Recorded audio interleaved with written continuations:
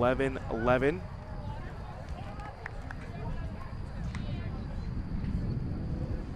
So much tension here now for these teams that have worked so hard to get to this point. It has been 2 days of challenging ultimate. We have 2 games so far, 8-5 at half, that have ended up in double game scenarios. Keith, I think we have enough data now to make a statistically significant call that 8-5 is, without a doubt, the most dangerous halftime score you can have. Wisconsin was up, Colorado was in trouble, and Colorado has clawed their way back into this game. I hesitate for anybody to question us with mathematical expertise, statistical analysis. I mean, the proof is in the pudding right now. The proof is on the field. You can hear loud Wisconsin sidelines here to support Belladonna. Colorado has been the team with more vocal energy so far this game, but there has been a flood of energy coming out for this Wisconsin team. Well, both Wisconsin and Colorado, the men's teams, have advanced to quarterfinals. Wisconsin with a comeback. So they've got a lot of energy, and I imagine both teams have rushed their way to the field to support their counterparts on this pivotal point. Shigley's pull heads out of bounds. Colorado will be in the tougher spot on defense, trying to go upwind.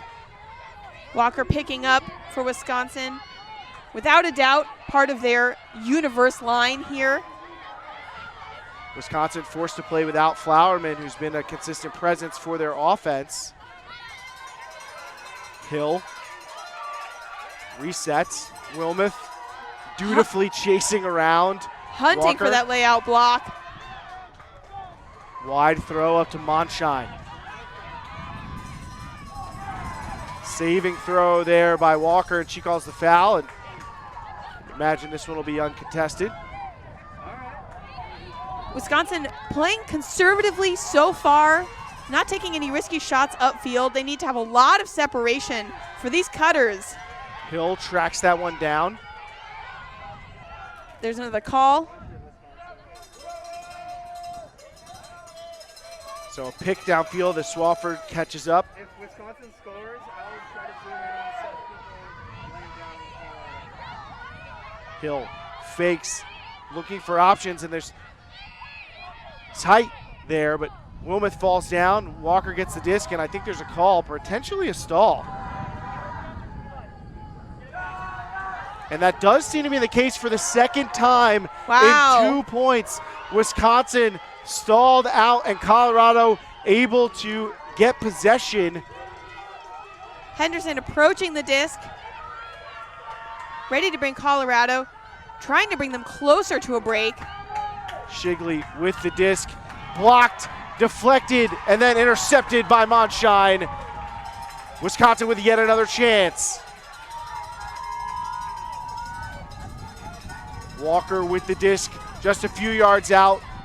The Wisconsin men's team approaches from the sideline, urging on the throw, but Capra says no. That is not how Capra's season is going to end. Not this time, giving Colorado another chance. We said this Colorado team has no quit. They've been able to force 2 stalls. I mean, this is a team famous for their blocks, but taking it to the next level. Henderson with the disc, looking upline for Wilmoth, but just a little too far for Wilmoth, who's made so many incredible plays so far. Just has been asked to do so much in this game. Walker with the disc, a poach in front of her, trying to fire one towards the end zone. A jump ball. Shigley intercepts before the offense can get to it. She pushes her team downfield, hoping she can get them away from their own end zone. And instead settles for a reset to Wilmoth. Shigley in a power position. She wants to take her shot. Swafford in chase. The disc hanging and beaten there by Rolling. What a defensive play from Rolling, chasing that one down. What a block there. Swafford going to call an injury here after the play. Take another look. I mean, this is all heart. In the air, two players chasing after it, and Rolling just showing the fire to be the first one there. An incredible play there from Rolling. Nevin coming in for Swafford. Oh, well, change of plans. It'll be Dragonfly that Chastain chooses. Looks like no changes for Wisconsin.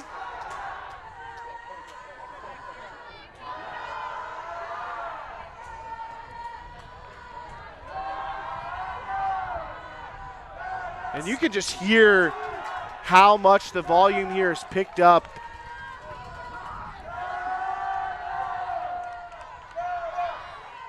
Walker ready to approach the disc here.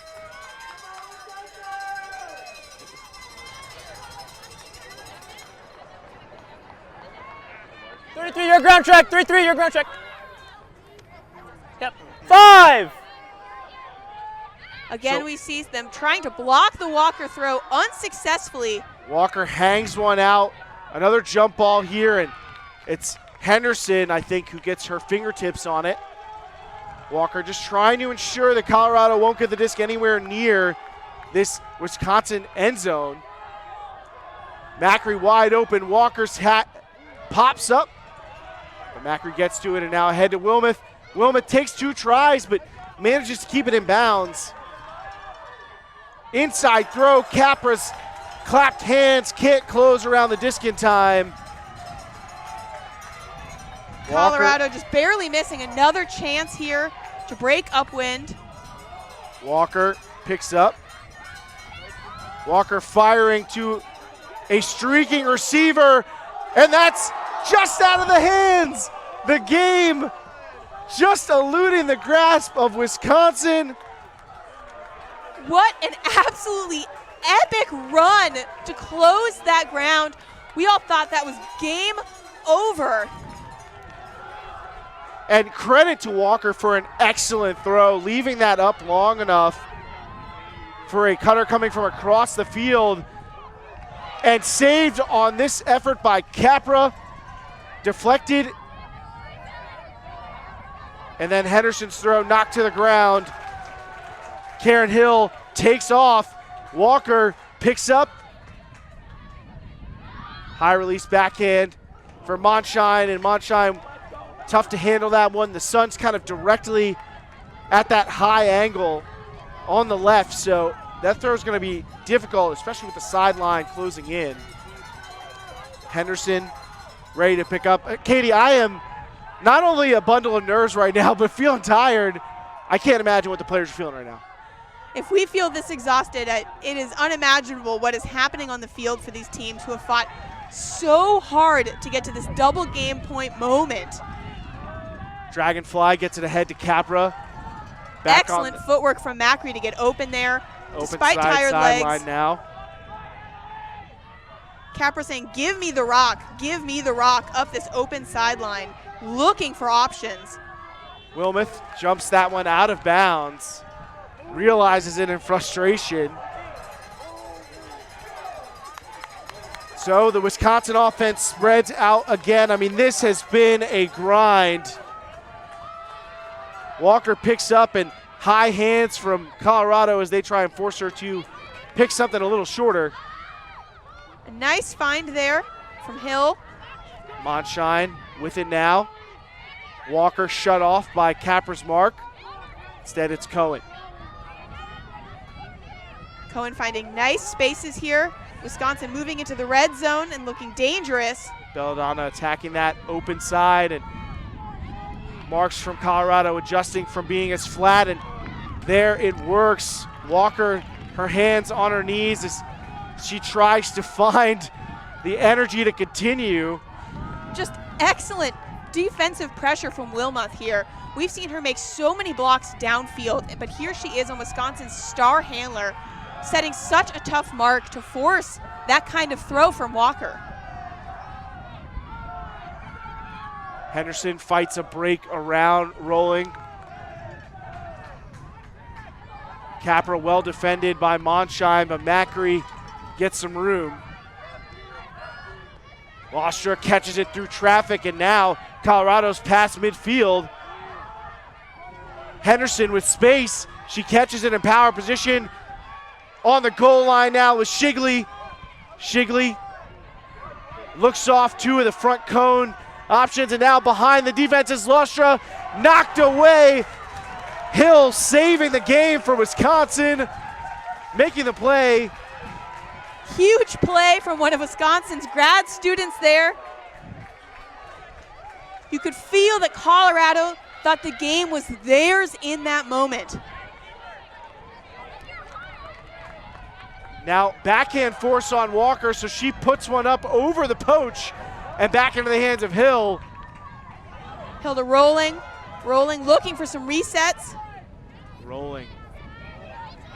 Up line, but doesn't step out, doesn't deliver the throw, so it doesn't have enough oomph behind it to survive the wind, and it'll go back to Colorado.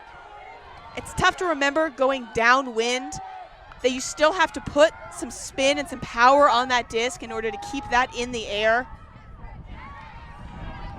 Wilmoth looking up the line. Shigley now at midfield. She's trapped on that sideline, which has been tough for Colorado, but they may take a shot if they see their chance. Capra's throw deflected, but no Colorado player able to get there in time. Cohen. Another huge block from a Wisconsin player there. Waved off by Walker. Walker picks up.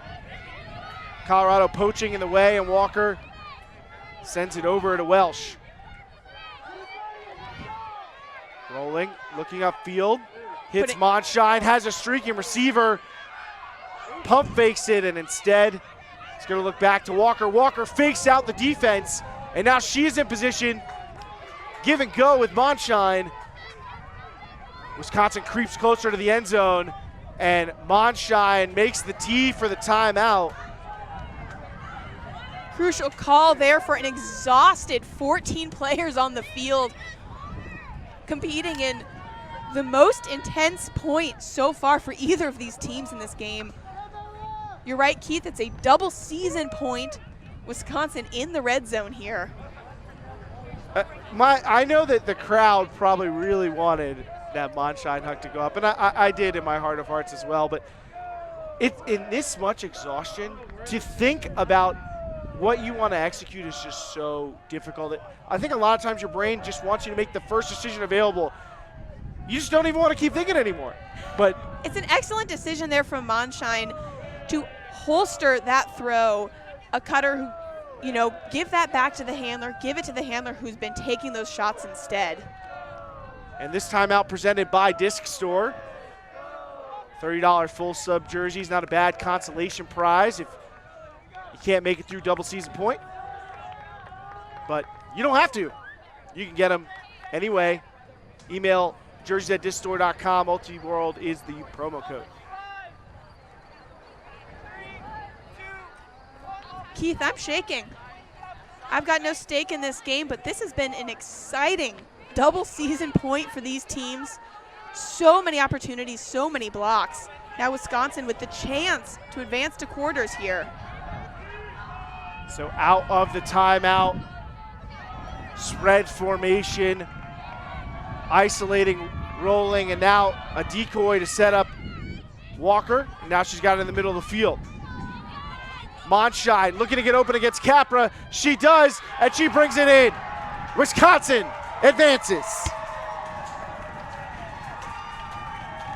Keith, I am speechless, something I cannot afford to be as a commentator in this game.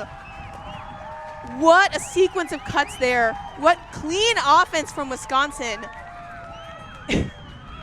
to take away this game. What a battle. I mean, that was as hard a fought a contest in nationals as you're going to see. I hope that those 14 players that were on the field get a chance to take care of themselves, get some water. That was a tremendous effort. And for a Wisconsin team that has not really had the opportunities like this to come through in the clutch, I think says a lot about the experience on their roster.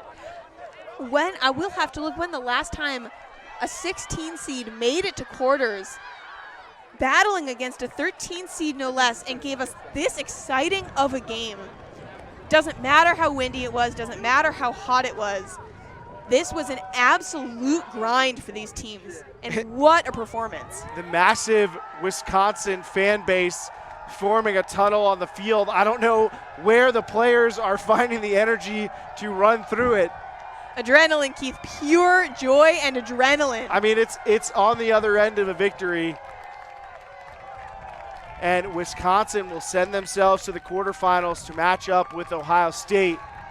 A team they have not yet faced this season.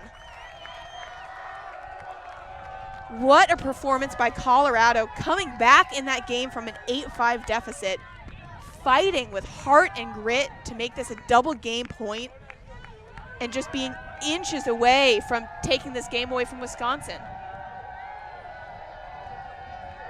What a game. So you see Wisconsin trying to take it all in on the field. And a lot of hype as the Wisconsin men came back from a deficit as well. So both Wisconsin teams advance. It has been a great day for the North Central. Truly has, and just a gritty performance by both sides. You can see, I mean, just so many difficult plays to be made. But it'll be Wisconsin who moves on with the double game point victory. They take this one over Colorado 12-11 and will advance to meet Ohio State in the quarterfinals. For Katie Reynolds, I'm Keith Rayner. We'll see you tomorrow for the quarterfinals.